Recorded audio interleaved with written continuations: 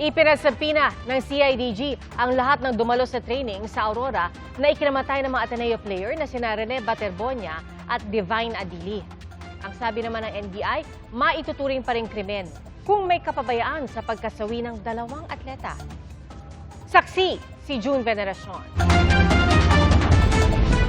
Isang candle lighting vigil ang isinagawa ngayong araw sa loob ng campus ng Ateneo de Manila University bilang pag-alala kina Rene Baterbonia at Divine Adili.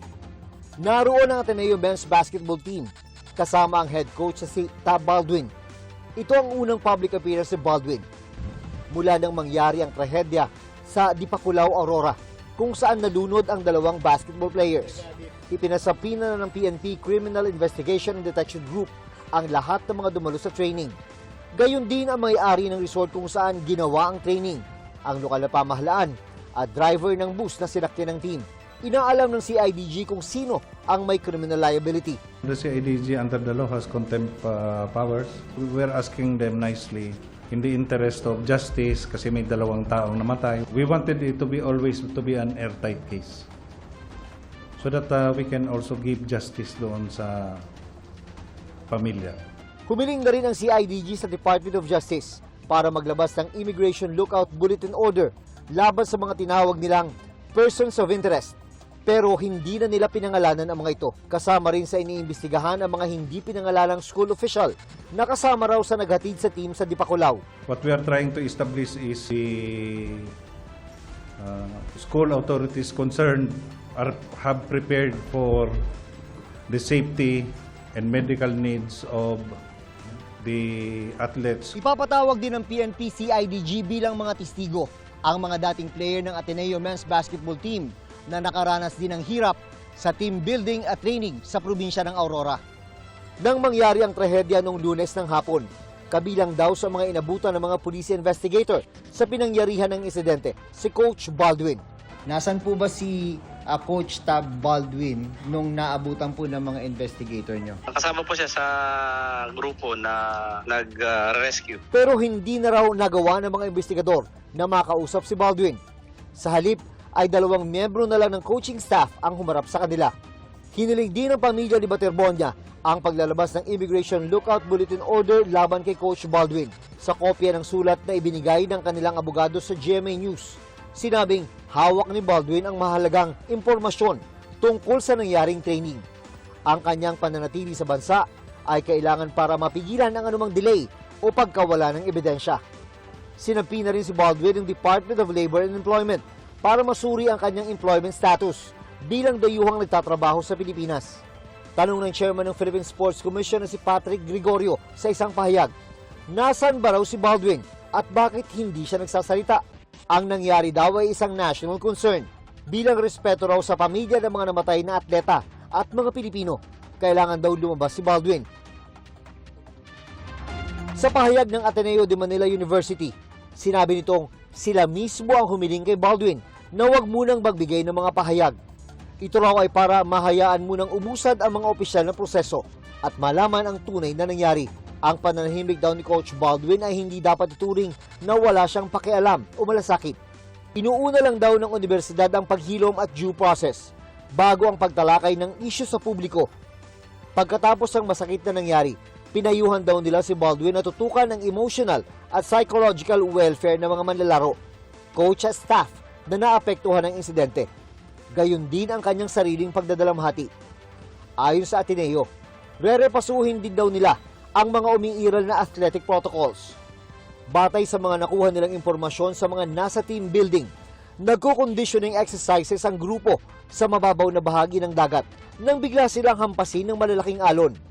Nakaahon daw ang ibang players, pero natangay sina Baterbonia at Adili. Pagdiin ng Ateneo, walang anumang weights o pabigat na ginamit sa aktibidad. Siniguro ng universidad na nakikipagtulungan sila sa lahat ng investigasyong ginagawa ng mga otoridad. Habang umuusad ang investigasyon, nakalive din sina Baldwin at team manager na si Epok Kimpo. Nagsasagawa rin ng investigasyon ang Commission on Higher Education. Nakipagpulong sila sa Ateneo de Manila University Crisis Management Team at dito nalaman na 24 ang student athletes na kasama sa team building at training camp. 7 ang mga coach at staff members. Sabi ng CHED, aalamin nila ang katotohanan para may mapanagot at magkaroon ng mga pagbabago para hindi na maulit ang trahedya. Kanina, voluntaryong nagtungo ang may-ari ng resort sa NBI kasama ang kanyang abogado at ilang staff. Ayon sa abogado ng resort owner, nag-book sa resort ang basketball team ng Ateneo para sa isang team building.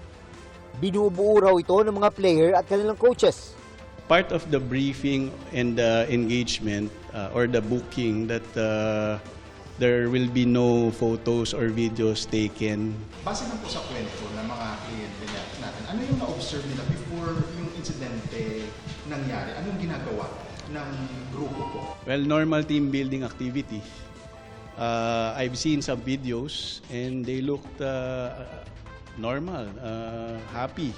I cannot say that it's an initiation activity or a hazing activity package as team building. I cannot confirm or deny that. Alam daw ng basketball team ng Ateneo ang sitwasyon sa lugar. Bukod daw kasi sa reminder ng resort sa mga possible risk, hindi rin daw ito ang unang pagkakataon na nagsagawa ng team building sa nasabing resort ang team ng Ateneo. As far as your client is concerned, wala kayong pagkukulang. Of course, all the necessary precautions were there. And again, let me reiterate that this is not the first time that the Ateneo men's basketball team stayed in the resort. They've been booking, I think, for the past 3 years na. Lifeguard. Yes, merong lifeguard. In fact, first responder yung lifeguard nung resort. Ayon sa NBI, nagpadala na sila ng task force para imbestigahang mabuti ang lahat ng mga anggulo.